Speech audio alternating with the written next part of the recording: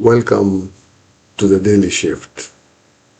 Every day a shift is happening in the heavens, in the nations, in your own life.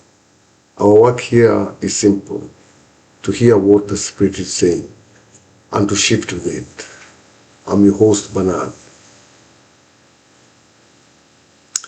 This is without question the most sensitive episode in this series. Almost everyone listening today either has been through a divorce, is currently considering one, is raising children because of one, or has watched someone they love go through one. So before I say another word, let me say this clearly. Nothing in today's teaching is meant to add weight to a burden some of you have already been carrying for years. But I also owe you honesty. And honesty means going straight to what the scripture actually says. Not what culture says, not what feels comfortable, not what avoids offense. Let's begin with God's own heart on the matter. Malachi 2:16. God speaking directly through the prophet. This is what the Lord said. I hate divorce. Read that again. Not I permit it reluctantly. Not I'm neutral about it. God says plainly that his posture towards divorce is indifference. It's not indifference, it's grief. Marriage was built for permanence. That's been the thread through this entire series. From Genesis 2:24, the two shall become one flesh, to Jesus himself in Matthew 19:6, what God has joined together, let no man separate. But Jesus is asked directly about divorce in Matthew 19, verse 3-9. And his answer has three parts. And I want you to hear all three because most people only quote one of them. First, he asserts Genesis 2:24 as the standard. Permanence was always the original design. Second, he explains something crucial. The Pharisee asks, why then did Moses command us to give a certificate of divorce? And Jesus says, because of your hardness of heart. But from the beginning, it was not so. Moses' divorce provision in Deuteronomy 24 was never God's ideal. It was a concession, a boundary drawn around human sin to limit its damage, not an endorsement of the practice. Third, Jesus gives an exception. Whoever divorces his wife, except for sexual immorality, and marries another, commits adultery.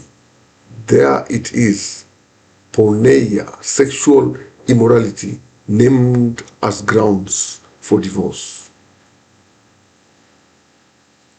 Now we need to be honest about something most preachers won't tell you, won't talk about. Sincere Bible-believing scholars do not all land in the same place on the outer edges of this exception clause.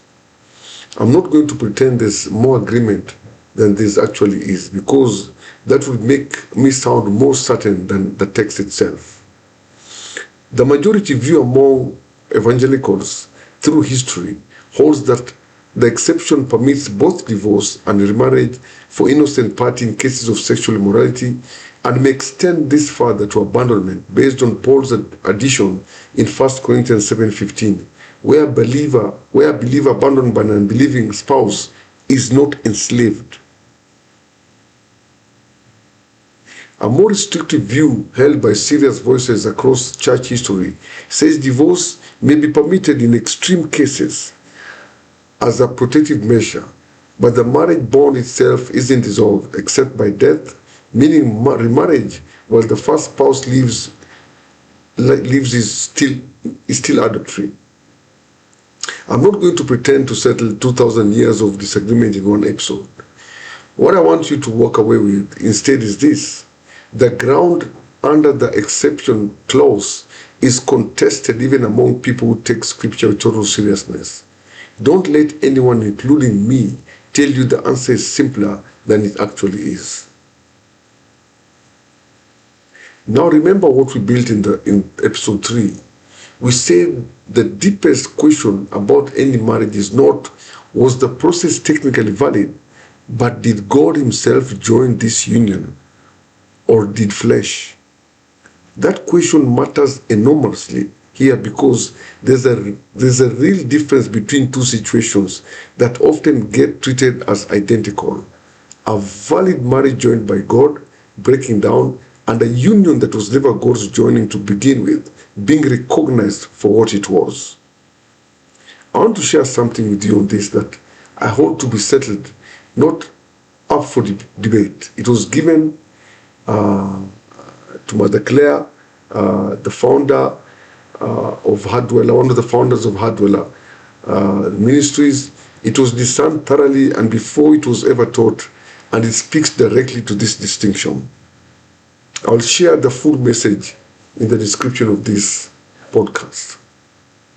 This is what Jesus said. It was an inspired message from Mother Claire, from Jesus to Mother Claire. This is what Jesus says, and I quote in verbatim.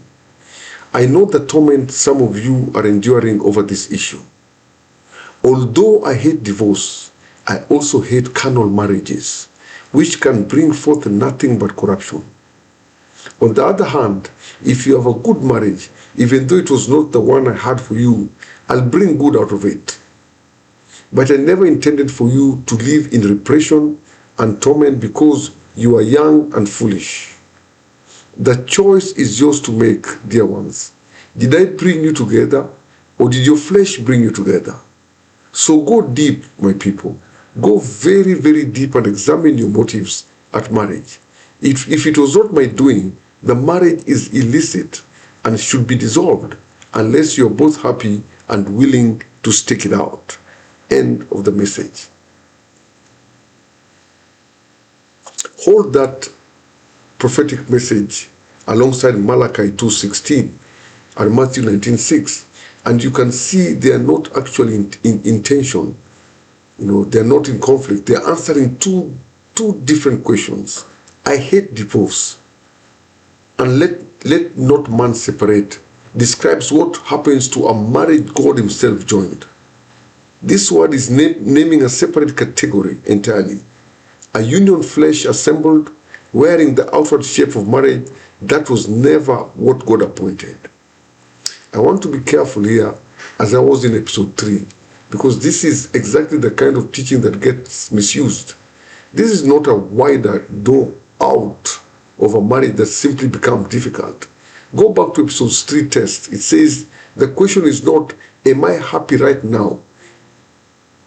It's going back to the root. Did God join us, or did we join ourselves? If the honest answer before God is that he joined you, then this teaching does not apply to your situation, no matter how hard this season is. If the honest answer is that flesh, fear, or necessity assembled that union, and God never appointed it, then this word speaks directly to you, and it comes with mercy attached, not shame. However, you have received today's episode, whether it confirmed something you already knew in your spirit, or whether it stirred up questions you now need to sit with. Bring it to prayer this week, not to quick conclusion. If your marriage is hard right now, but you know God joined it, this episode is not permission to leave.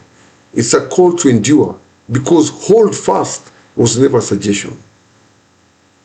If you've been carrying guilt for years over marriage that ended, or one you're still trapped in that you suspect was never God's appointed, bring that honestly before him. His mercies are new every morning.